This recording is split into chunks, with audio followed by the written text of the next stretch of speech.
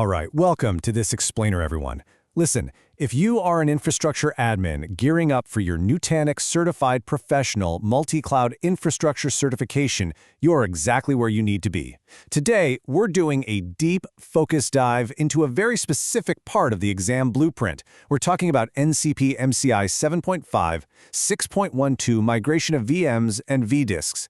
We're going to take this at a steady, authoritative teaching pace, so by the end of this, you will deeply understand the mechanics of moving workloads across your Nutanix environment. Quickly, here's our agenda for this session. We're going to cover why migration mechanics matter, intra-cluster live migration, cross-cluster and vDisk migrations, per VM storage QoS, common exam traps, and we'll wrap up with key facts to memorize. Section 1. Why migration mechanics matter. You know, understanding migration isn't just about moving a virtual machine from point A to point B. It's fundamentally about your cluster's resilience, resource optimization, and, well, passing this exam. So why do we care so much about these mechanics? Let's ground ourselves in the real-world value here. First, migrating VMs and vDisks facilitates zero downtime maintenance. That means you can update nodes without your users ever even noticing a blip. It dynamically balances cluster performance, making sure workloads get the resources they actually need. It is absolutely the backbone of robust disaster recovery. And finally, it ensures strict high availability, or HA. Think of HA as your cluster's ultimate safety net. If a node fails, HA is what steps in and makes sure your workloads are restarted on healthy nodes. Moving on to Section 2, Intra-Cluster Live Migration. So, to really grasp local migrations, we first need to define AHV, which is the Acropolis hypervisor. This is Nutanix's native enterprise-grade hypervisor. What you absolutely need to know for the exam is that AHV abstracts physical CPU types by using virtual CPUs, or vCPUs. Because these vCPUs are universally compatible across all nodes within that specific AHV cluster, local live migrations are incredibly seamless. Basically, as long as the destination host has sufficient CPU cycles available, AHV can just glide that VM over without a hitch. Let's look at a concrete example, evacuating a host for maintenance. Now, what's really brilliant about this automated logic is how AHV handles it under the hood. The second you place an AHV host into maintenance mode, it triggers a VM evacuation. AHV immediately scans the whole cluster to identify available space on your other hosts. It then live migrates those VMs based on your specific HA settings.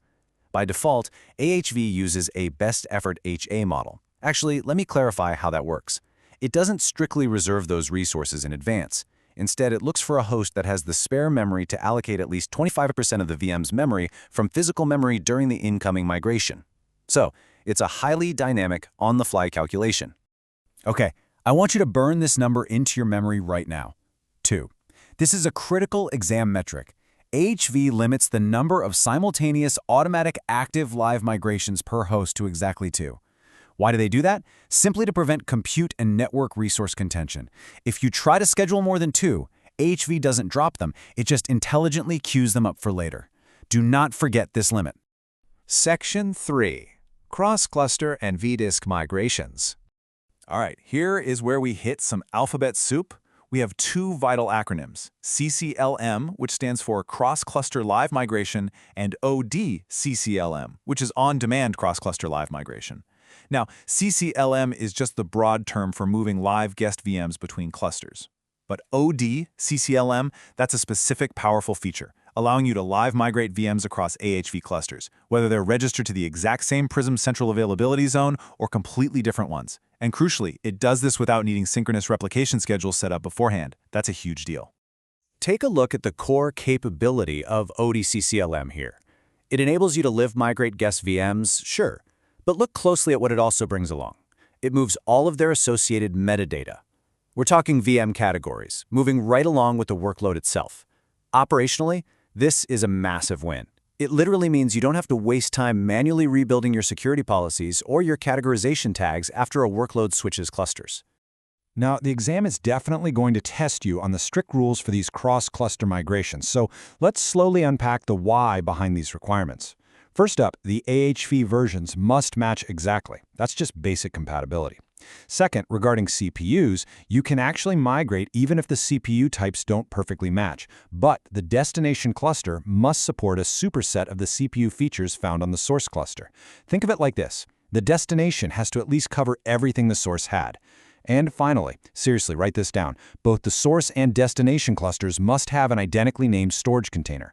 If your source VM is living in a container named self-service container, the destination has to have a container with that exact same name. If it doesn't, the whole migration fails. Okay, so what if you just want to migrate a virtual disk across storage containers within your environment? Let's walk through the actual mechanical process. First, you have to ensure the VM is not currently protected by a protection domain or policy. If it is, you've got to temporarily remove it. No exceptions. Second, you log onto a CVM, that's the controller VM, essentially the brain of the Nutanix storage fabric on each node, and you do that using SSH. Finally, you run the Acropolis command line interface, or ACLI command, shown right here, ACLI VM.update container, followed by your VM name, and then container equals your target container. It is a very precise command line-driven operation. Section 4. Per VM Storage QoS. QoS, quality of service. Look, in any hyper-converged environment, you want to avoid the classic noisy neighbor problem. You know the one? That single, highly active VM treating your shared storage array like its own personal all-you-can-eat buffet?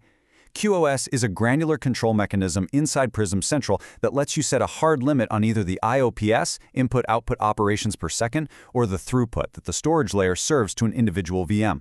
This is a perfect example of Nutanix's ability to protect the overall cluster performance from just one super high-demand workload. So let's walk through our second concrete example, putting a leash on that noisy VM. The workflow is straightforward, but you really need to know it for the exam. You log into Prism Central, navigate over to your VMs list, select your target VM, and hit Storage QoS. From there, you define your limit. You pick either throttled IOPS or throttle throughput. And the great thing is you can dynamically adjust this at any time. You just re-enter the menu, type in a new value, or you can even clear the attributes out entirely to remove the throttle altogether. All right, Section 5. Common exam traps.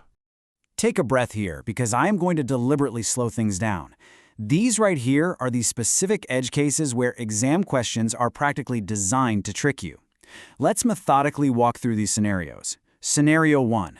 Migrating a vDisk for a VM that is sitting in an active protection domain. The exam will definitely ask if this works. It does not. The migration will stall out or outright fail. You have to remove it from the domain first. Scenario 2. Memory-intensive VMs. Listen, relying on automatic live migration for massive, heavy databases is a total trap. The VM can become completely unresponsive. Scenario 3. Incompatible CPUs. If the target host doesn't have a superset of the source's CPU features, the live migration just flat out fails. Just to really hammer home that second trap, check out this direct quote from the Nutanix documentation. It says, Nutanix recommends the manual procedure for memory-intensive VMs because live migration might appear prolonged or unresponsive and might eventually fail. Relying on automatic live migration for your heaviest workloads is a known anti-pattern. The exam totally expects you to know when not to use a feature just as much as when to use it. Okay, here is a highly specific but very common gotcha, NGT. That stands for Nutanix Guest Tools, which gives you all those advanced VM management features. Well, if a VM has NGT enabled and you attempt a cross-cluster live migration, that VM literally must have at least one empty virtual IDE or SATA CD-ROM drive. Why in the world is that? Because the destination cluster needs to mount a reconfiguration ISO to update the NGT tools once it lands on the new cluster. If it's missing that empty CD-ROM, it will silently break your cross-cluster migration. Watch out for that one. Finally, Section 6. Key facts to memorize. We are in the home stretch now. Let's pick up the pace slightly for this final rapid-fire cheat sheet. This is designed for maximum retention right before you sit down for the test.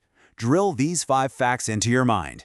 Fact 1. AHV strictly limits simultaneous active automatic live migrations to a maximum of 2 per host. Fact 2.